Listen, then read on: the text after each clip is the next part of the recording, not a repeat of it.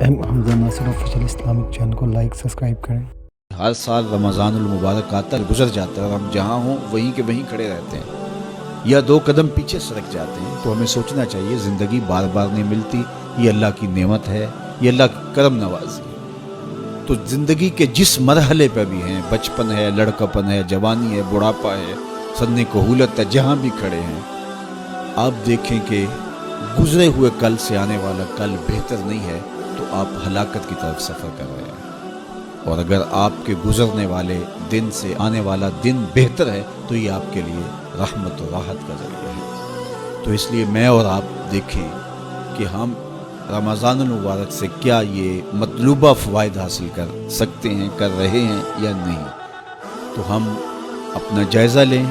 ابھی پورا مہینہ ہمارے پاس پڑا ہوا ہے، ہم عزم کریں کہ ہم اپنی زبان کو کنٹرول کریں گے، ہم بری مجلس میں نہیں بیٹھیں گے، ہم اپنی آنکھوں پر حیا کے پہرے بٹھائیں گے، اپنے خیالات کو قابو میں رکھنے کی کوشش کریں گے، بھوک اور پیاس سے نفس امارہ کی خواہشات کم ہوں گی، اور شیطان کے بننے کی وجہ سے گناہ کے امکانات کم ہو جائیں گے، نیکی کے ماحول پیدا ہو جانے کی وجہ سے اچھائیوں کے راستے ملیں گے۔ تو ہم اس ماہ رمضان المبارک کو اس طرح سے گزاریں کہ ہم ایک نئی تازہ اور خوبصورت زندگی لے کے ماہ رمضان کے بعد جو ہے وہ اپنے آپ کو خیر کی راہوں پہ محسوس کریں۔ یہ ایک اللہ تعالیٰ نے ہمارے لیے ایسا مہینہ رکھا ہے جس میں ہم عصر نو اپنی زندگی کو مرتب کرتے ہیں، یہ ایک نیا ٹرینڈ سیٹ کرتا ہے یہ مہینہ، اور یہ ماہ مبارک ہماری زندگی کے اندر جو ہے وہ ایک نظم پیدا کرتا ہے۔ اس میں ہم جو ہے وہ اللہ سے، اس کے رسول سے، کتاب اللہ کے ساتھ، نیک لوگوں کے ساتھ، مسجد کے ساتھ، قرآن مجید کے ساتھ جڑ جاتے ہیں، اور اگر ہم اس کے اندر پورا خلوص اور پوری للہیت کو شامل کر کے اپنے آپ کو سنوارنے کے پورے عزم کے ساتھ اللہ سے توفیقات مانگتے رہیں گے تو پھر ہم اس سانچے سے ایک ستھرے، پاکیزہ اور خوبصورت انسان بن کے نکلیں گے۔ تو اس لیے ہمیں چاہیے کہ یہ مبارک مہینہ جو اللہ نے ہمیں نصیب کیا، اس مہینے کو اچھے طریقے سے ہم گزاریں، تقوی کا حصول جو اس مہینے کے روزوں کا مقصود ہے وہ ہم اپنے اندر پیدا کریں، اور ماہ صیام کا ماحول تقویٰ دیتا ہے، ماہ صیام کا باطنی نور تقویٰ دیتا ہے، ماہ صیام کے انوار تقویٰ دیتے ہیں، روزہ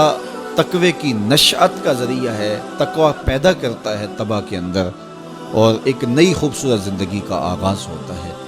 تو میں اپنے جملہ ناظرین سے، جملہ ناظرات سے، سامعین اور سامعات سے یہ کہوں گا کہ وہ اس مبارک مہینے کی برکتوں کو خوب لوٹیں، اور پوری طرح سے اس کے انوار کو اپنے اندر جذب کریں، جو روشنیاں اور جو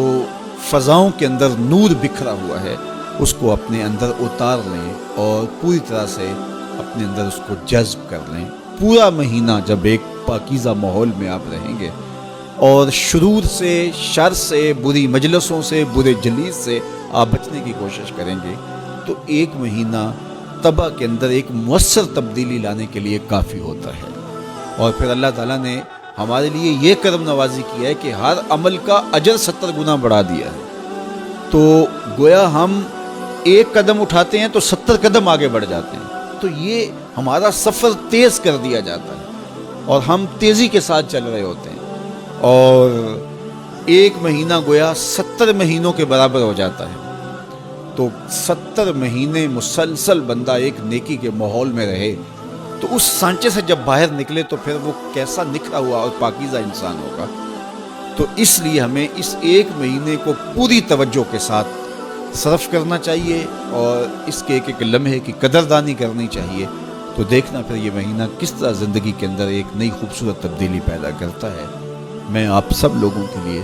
دعا کرتا ہوں کہ اللہ اس ماہ مبارک کو، اس ماہ رحمت کو، ماہ نور کو